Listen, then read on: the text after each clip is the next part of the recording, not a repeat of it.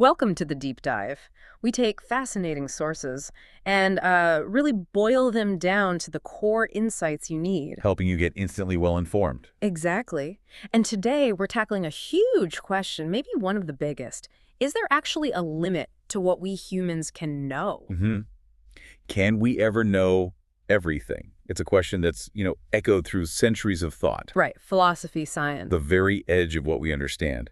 So in this deep dive, we're exploring those boundaries of knowledge. We've got insights from some pretty groundbreaking science, philosophical debates, even modern physics. Our mission really is to get a handle on not just what we know, but how we know it.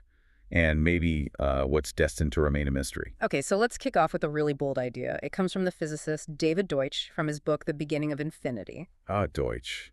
Yeah, he puts forward this incredibly optimistic, almost radical view. He does. He basically argues there are no fundamental limits to human discovery or achievement. Which sounds, well, ambitious. Totally.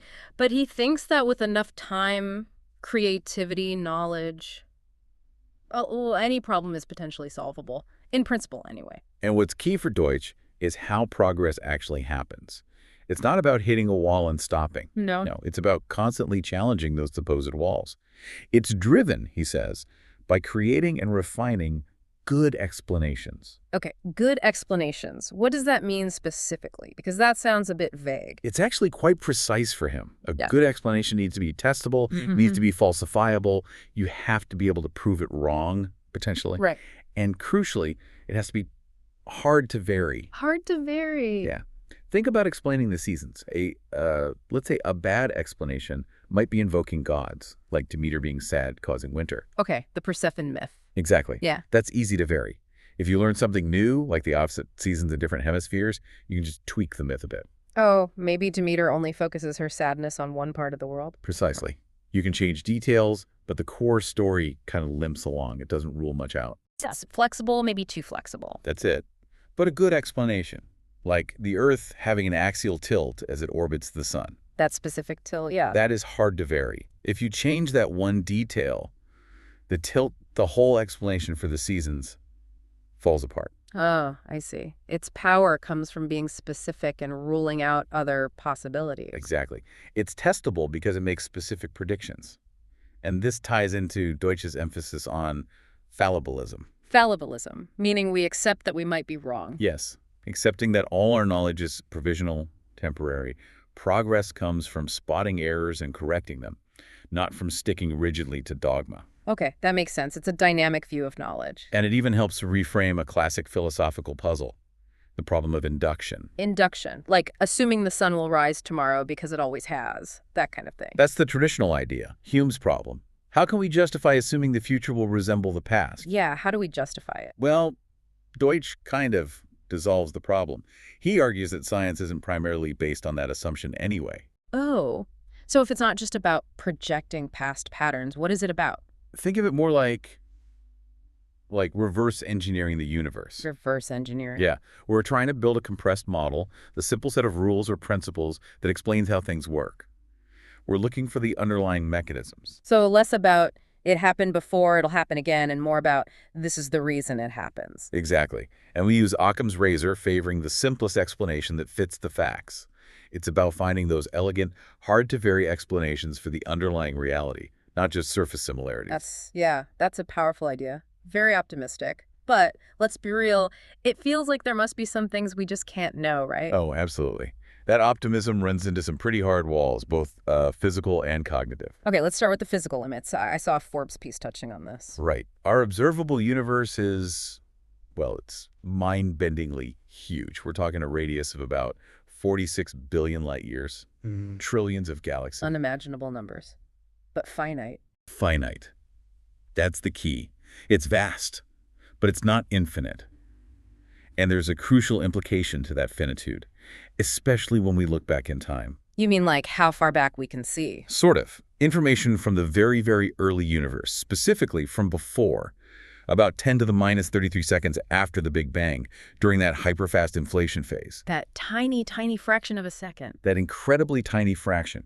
Information from before that point is simply not contained within the part of the universe we can currently observe. Why not? Because the universe expanded so incredibly fast then, faster than light. stuff that was outside our current observable horizon that got pushed even further away.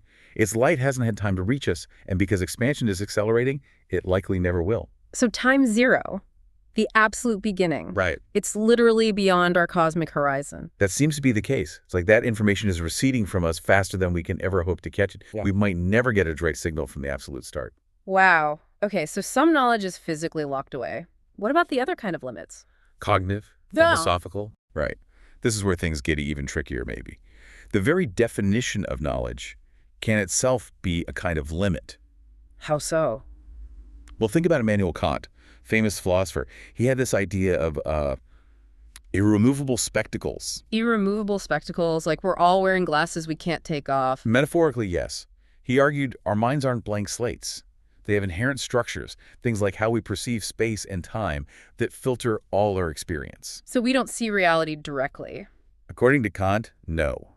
We only know the phenomenal world, how things appear to us, through these mental filters. The noumenal world, things as they are in themselves, independent of our minds, remains inaccessible. So our own brains are kind of shaping, maybe even limiting what we can conceive of as knowledge? That's the idea. And it goes beyond just Kant's framework.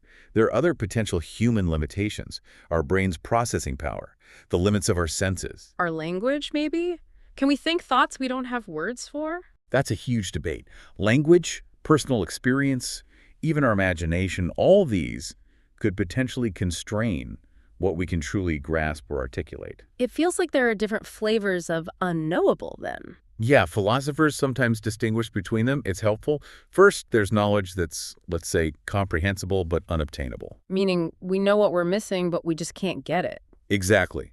Like what Julius Caesar had for breakfast on his 7th birthday. We understand the question, we know what the answer would look like, but the information is lost to time. Or like those events in distant galaxies whose light will never reach us. Perfect example. We can conceive of the event, but physics prevents us from ever observing it. The knowledge is comprehensible in its nature, but practically, physically unobtainable. Okay, so what's the other kind? The second type is maybe even more profound. Knowledge that might be incomprehensible even in principle. Stuff we can't even properly wrap our heads around. Potentially. Think about the really big questions. What is consciousness, fundamentally? What's the true nature of free will? Or the ultimate philosophical question, why is there something rather than nothing? Yeah, those are big. Right. It's possible that the answers to these aren't just unobtainable, but that the concepts themselves are beyond our current, maybe even our ultimate cognitive capacity to fully grasp or explain. That's sobering. It makes you feel small. It can, but on the flip side, look at human history. We have this incredible, relentless drive to push boundaries, things that seemed impossible or limits that seemed absolute. We keep finding ways past them. True. The history of science is full of that. Absolutely. Yeah. And one way we formalize this push is through what are called grand challenges. Grand challenges, like setting really ambitious goals. Exactly. Big, audacious scientific quests designed to focus effort and lure researchers towards hidden truths, like Hilbert's famous 23 mathematical problems back in 1900. Oh yeah, he laid those out to guide math for the next century. He said a problem should be hard enough to entice us, but not so hard it mocks us. A great quote. And most of those have been solved or led to whole new areas of math. It shows the power of setting those ambitious targets. We see that more recently too, right? Like the Human Genome Project. A fantastic example. When it was proposed, people laughed, ridiculed it as impossible, way too expensive, too complex. But they did it. They did. It took huge collaboration, big science, pushing through skepticism, and now it's completely transformed biology, medicine, our understanding of life itself. What looked like a limit became a solved problem. It really is a pattern, like figuring out diseases, before people like Pasteur. Right. The prevailing idea was often miasma, bad air, or imbalances inside the body causing illness. Not external things. Not tiny living things, generally. Pasteur showed microorganisms cause fermentation, disease, and that heat could kill them, pasteurization. Then Robert Koch went further, identifying specific bacteria for specific diseases like tuberculosis. That wasn't just a discovery, it was a whole new way of thinking about health. A total paradigm shift. It led to sanitation, antiseptics, understanding contagion, massive public health advances. Or even understanding the blueprint of life itself, DNA. Miescher first isolated this nuclein stuff way back in 1869. But it wasn't clear what it did for ages. Not at all. It took nearly a century of work.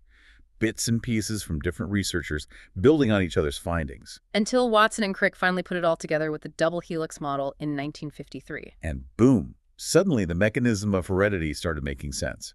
It shows how knowledge often builds incrementally, piece by piece, until someone sees the bigger picture. And this push continues, right, with modern grand challenges. Definitely. Look at physics, trying to understand the fundamentals of cosmology, dark matter, dark energy, unifying the forces. Or in health, developing new vaccines faster, tackling antibiotic resistance, understanding the brain. I heard about a vision for exploring the outer solar system by 2100. Yeah. That requires totally new propulsion technologies, stuff far beyond what we have now. It's another example of setting a seemingly impossible goal, knowing the pursuit itself will drive innovation. Which brings us back to what knowing even means in science. Because we talk about the theory of evolution or the theory of gravity. And that word theory causes so much confusion. Right. In everyday chat, theory often means like a guess, a hunch, speculation. Exactly. Oh, that's just a theory. But in science, the theory is, well, it's kind of the gold standard. Oh, so. A scientific theory implies elegance, explanatory power, and a strong basis in evidence. The theory of evolution isn't just a guess. It's supported by mountains of evidence from fossils, genetics, observation. Same for gravity. It's a robust framework that explains and predicts phenomena. Precisely. So scientific theories are really our best-for-now explanations, supported by rigorous testing and evidence. So science isn't really aiming for absolute, final, unchanging truth with a capital T. Not in the sense of dogma. It's aiming for the most accurate, most useful, most predictive models of reality we can build at this time. Embracing that fallibilism again. Exactly. Understanding is always provisional, always open to refinement or even revolution if new evidence comes along.